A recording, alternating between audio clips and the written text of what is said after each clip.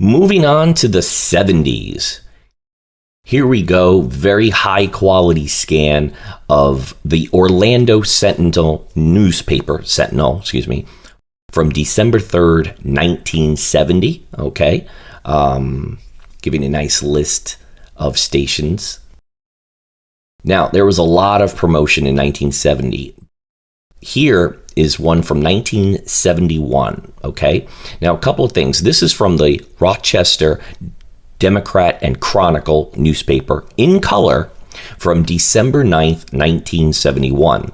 Now, what's interesting is only the main toy fire truck font is different from all of the many other 1971 ads. This one is unique in a few ways.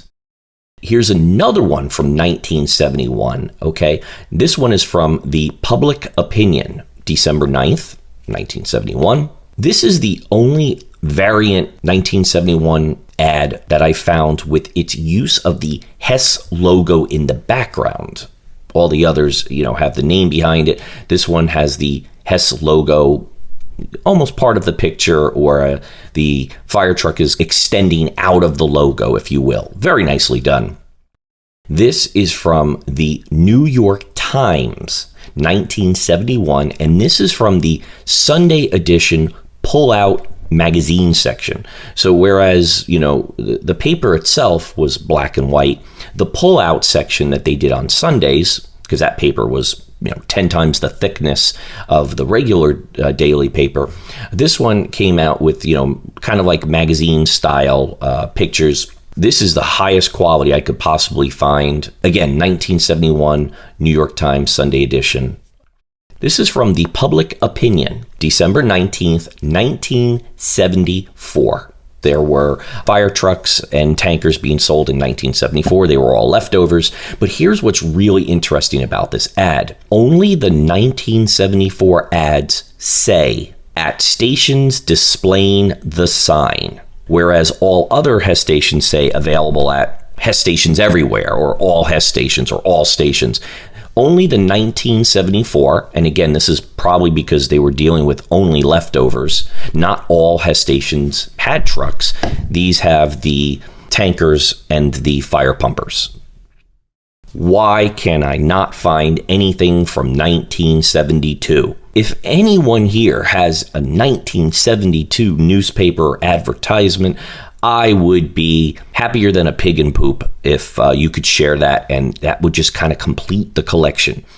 Now, 1973 is not a mystery because 1973, 1979, and 1981, there were no trucks released, typically having to do with the U.S. oil embargo crises and all that stuff. This is from the Miami News, December 19th, 1974. This is the only 1974 tanker ad I could find.